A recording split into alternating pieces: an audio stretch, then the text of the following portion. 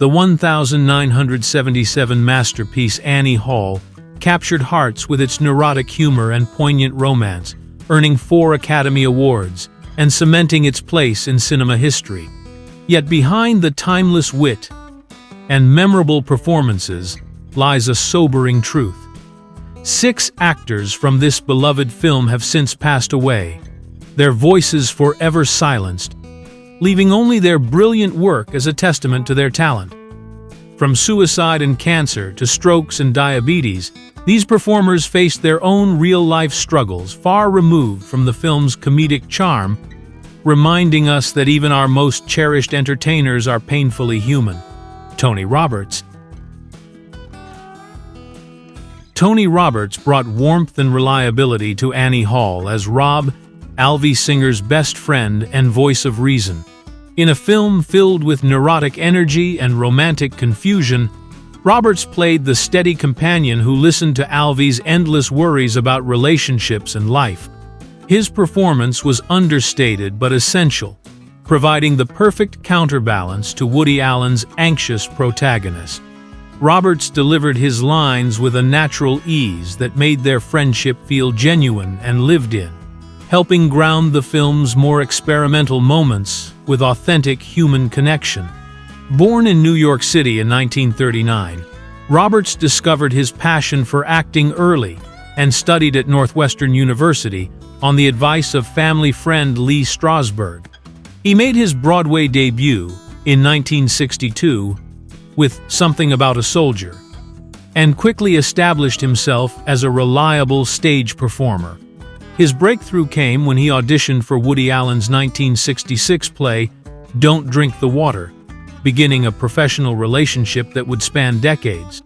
Roberts earned 2 Tony nominations during his career, first for How Now, Dow Jones in 1968, and again for Allen's Play It Again, Sam in 1969. Roberts became Allen's go-to supporting actor, appearing in 6 films including Play It Again, Sam, Stardust Memories, A Midsummer Night's Sex Comedy, Hannah and Her Sisters, and Radio Days. Beyond his work with Allen, Roberts maintained a successful Broadway career and appeared in numerous television shows, though he never quite achieved leading man status in Hollywood. He also tried his hand at series television with shows like Rossetti and Ryan and The 4 Seasons. Though these ventures had limited success, Roberts died peacefully in New York on February 7, 2025, at the age of 85.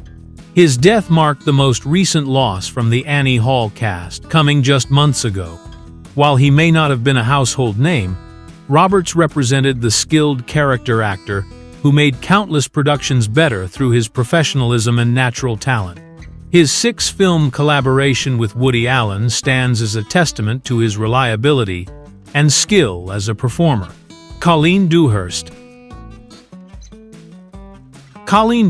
played Annie's mother, Mrs. Hall, in a memorable dinner scene that highlighted the cultural differences between Alvy's Jewish family and Annie's WASP background. Though her screen time was brief, Dewhurst brought depth and authenticity to the role of a Midwestern mother trying to understand her daughter's unconventional boyfriend. Her performance helped establish the film's exploration of how different backgrounds can create barriers in relationships, and she managed to convey both warmth and subtle disapproval in just a few scenes. Born in Montreal, Canada, on June 3, 1924, Dewhurst moved to the United States as a child and grew up in various locations before settling in New York to pursue acting.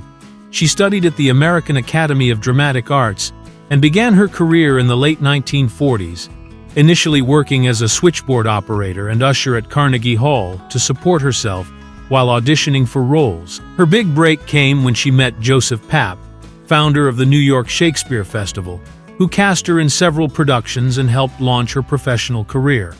Dewhurst became known as the Queen of Off-Broadway due to her numerous appearances in smaller theater productions, though she eventually moved to Broadway and film work. She won 2 Tony Awards and 3 Emmy Awards during her career, with her most celebrated work being her interpretations of Eugene O'Neill's plays, particularly A Moon for the Misbegotten and Long Day's Journey into Night. She also gained recognition for her television work, including a memorable recurring role as Candice Bergen's mother on Murphy Brown and her portrayal of Marilla Cuthbert in the Anne of Green Gables television adaptations. Dewhurst was diagnosed with cervical cancer but refused conventional medical treatment due to her strong Christian Science beliefs, which discouraged traditional medical intervention. She died at her home in South Salem, New York, on August 22, 1991, at the age of 67. Her death was particularly tragic because the cancer was potentially treatable, but her religious convictions prevented her from seeking the care that might have saved her life. Dewhurst left behind a remarkable legacy as one of America's most respected stage actresses, remembered for her powerful voice, commanding presence, and unwavering dedication to her craft. Janet Margolin. Janet Margolin played Robin, Alvy Singer's intellectual second wife, in a brief but memorable flashback sequence in Annie Hall. Though her role was small, Margolin made a strong impression as the overly serious academic woman who represented everything that was wrong with Alvy's previous relationships. Her character served as a perfect contrast to Annie's free-spirited nature, showing audiences exactly why Alvy was so drawn to Annie's spontaneous personality.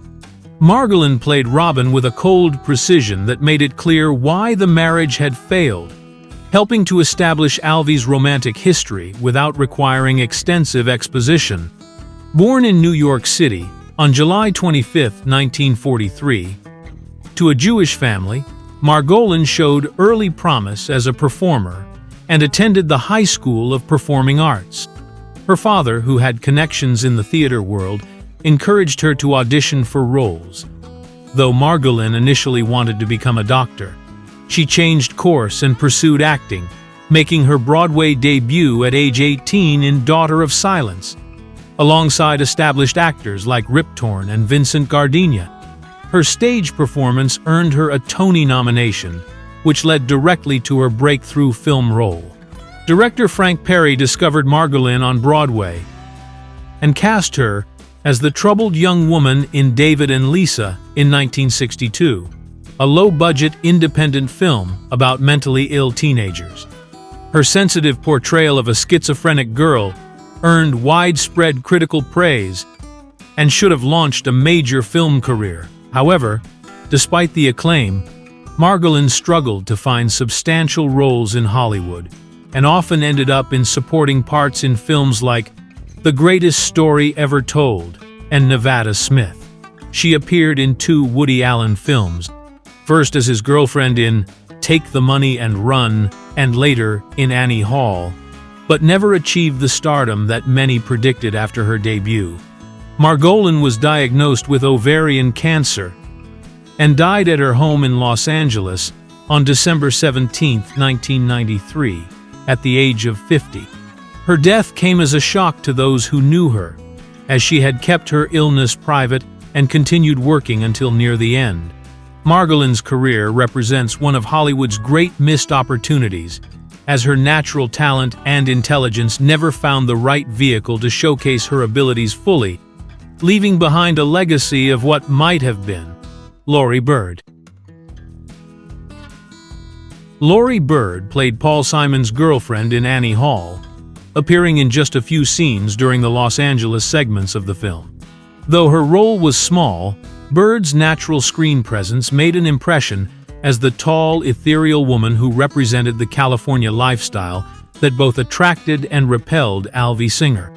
Her character served as a symbol of the West Coast world that Annie was being drawn into, adding to Alvy's fears about losing the woman he loved to a different way of life. Bird's performance had a dreamlike quality that perfectly captured the slightly unreal atmosphere of the Hollywood party scenes. Born on September 26, 1953, in Long Island, New York, Bird grew up in a troubled household with a controlling father who was a former Navy electrical engineer. Her mother had died by suicide when Bird was just 3 years old, a tragedy that would cast a shadow over her entire life. Bird was working as a 17-year-old model when director Monte Hellman discovered her at a party in 1970 and cast her in his cult road movie Two-Lane Blacktop. Hellman chose her from nearly 500 candidates to play the girl, a mysterious hitchhiker who travels with James Taylor and Dennis Wilson's characters. Bird appeared in only 3 films during her brief career, but 2 of them became cult classics. After Two-Lane Blacktop, she reunited with Hellman for Cockfighter in 1974, playing the wife of Harry Dean Stanton's character. Both films showcased her ability to convey complex emotions with minimal dialogue, and she was praised for her natural, unaffected acting style. By the mid-1970s, Bird had moved to New York and was living with Art Garfunkel, though she had also worked as a photographer and taken the cover photo for one of his albums. On June 15, 1979, Bird was found dead in the Manhattan apartment she shared with Garfunkel, having taken a fatal overdose of Valium. She was 25 years old, the same age her mother had been when she died by suicide. Garfunkel was devastated by her death and later said that Bird had wanted to marry, but he was not ready for that commitment.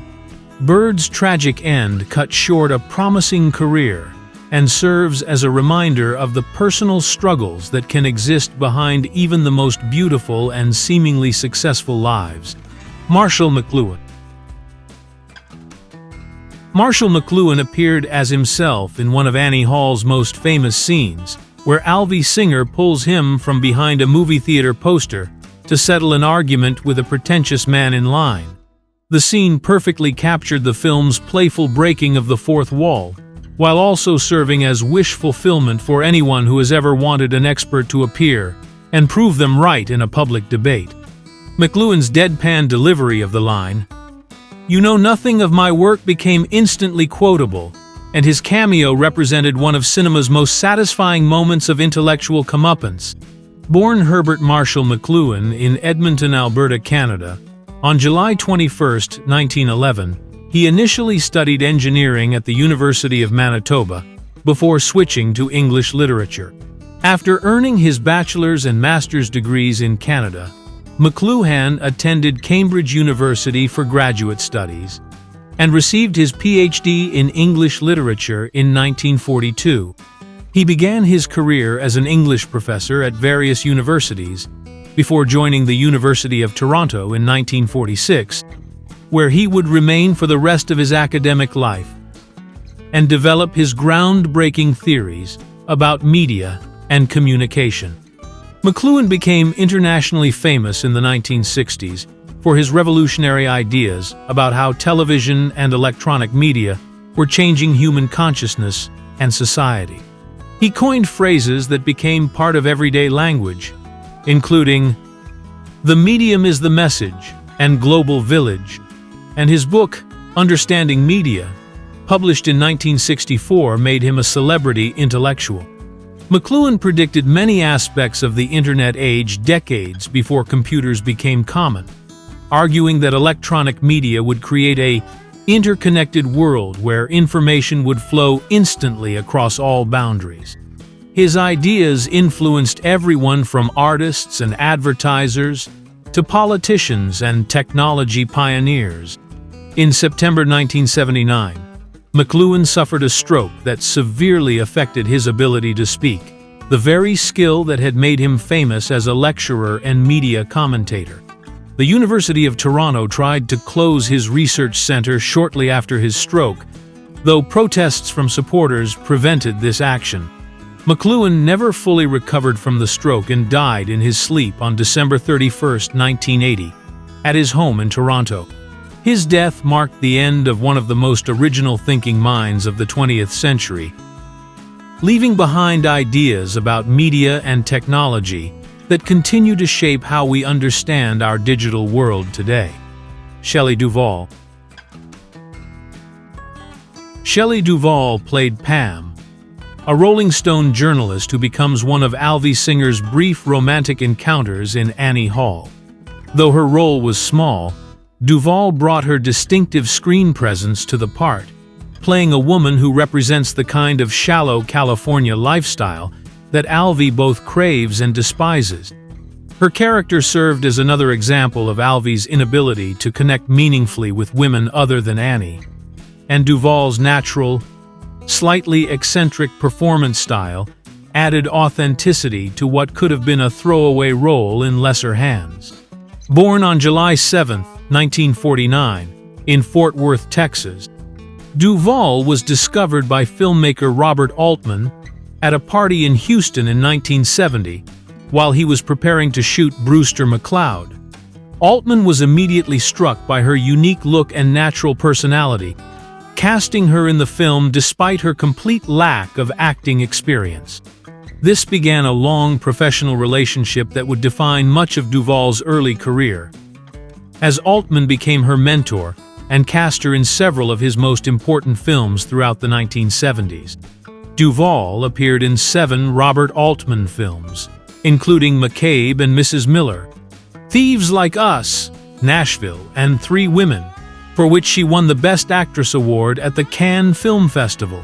However, she became most famous for her role as Wendy Torrance in Stanley Kubrick's The Shining in 1980, where her terrified performance opposite Jack Nicholson created some of the most memorable scenes in horror film history. Kubrick's demanding directing style, which required over 100 takes for some scenes, took a heavy toll on Duvall both physically and emotionally. During the 1980s, she also created and produced several successful children's television series, including Fairy Tale Theater, which won her Emmy nominations. After largely retiring from acting in the early 2000s, Duvall retreated to a ranch in Texas and lived a private life away from Hollywood. She struggled with mental health issues in her later years and made a controversial appearance on Dr. Phil in 2016 that many criticized as exploitative. Duvall died of complications from diabetes on July 11, 2024, at her home in Blanco, Texas, at the age of 75. Her longtime partner Dan Gilroy said she had been suffering for months before her peaceful death, ending the life of an actress whose unique talent and distinctive screen presence had made her one of the most memorable performers of her generation.